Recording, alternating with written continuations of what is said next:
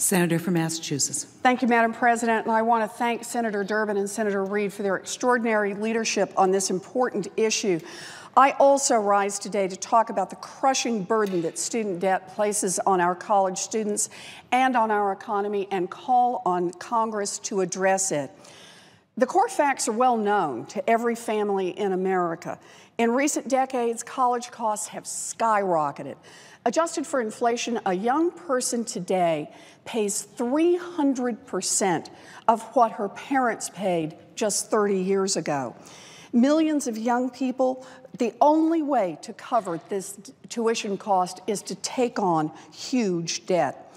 The average student loan balance among 25-year-olds who borrow has grown by 91% in just 10 years.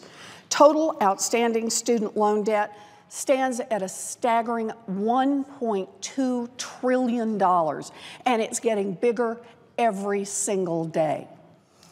The problem is made worse by a federal student loan program with high interest rates that will produce obscene profits for the government. The GAO recently projected that the government will bring in $66 billion in profits on its federal student loans made between 2007 and 2012. Profits that would make a Fortune 500 CEO proud. This exploding debt is crushing our young people. More than a third of borrowers under the age of 30 have been delinquent for more than 90 days. This exploding debt is also dragging down our economy. Tying students to a lifetime of financial servitude as a condition of getting an education does not reflect our values. These students didn't go to the mall to run up charges on a credit card. They worked hard and they learned new skills that will benefit this country, help us build a stronger middle class, and help us build a stronger America. They deserve our support. They don't deserve to be buried in debt. To reverse this trend of student borrowing, we need to bring down the cost of college. That will not be easy, and it will require everyone, the government, higher education institutions, and the students themselves, to do far more than they do now. But our need to reduce the cost of college must not blind us to the urgency of addressing the massive debt that's already crushing our young people.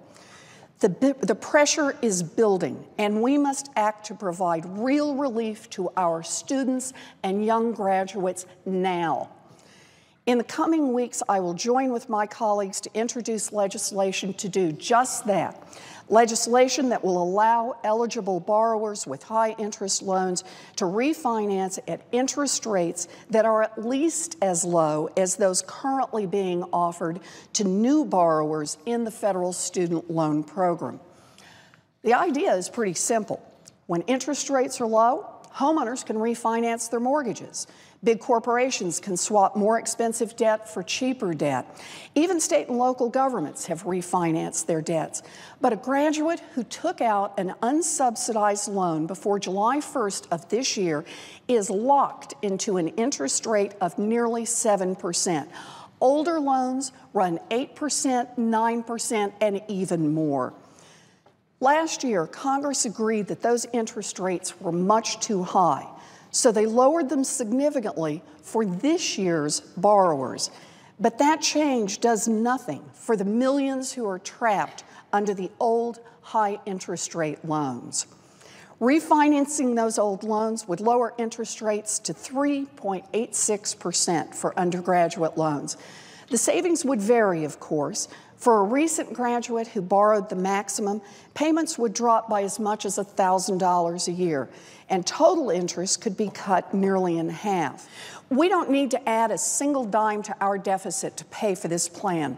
Right now, this country essentially taxes students by charging high interest rates that bring money into the government, while at the same time we give away far more money through a tax code riddled with loopholes and let the wealthiest individuals and corporations avoid paying a fair share.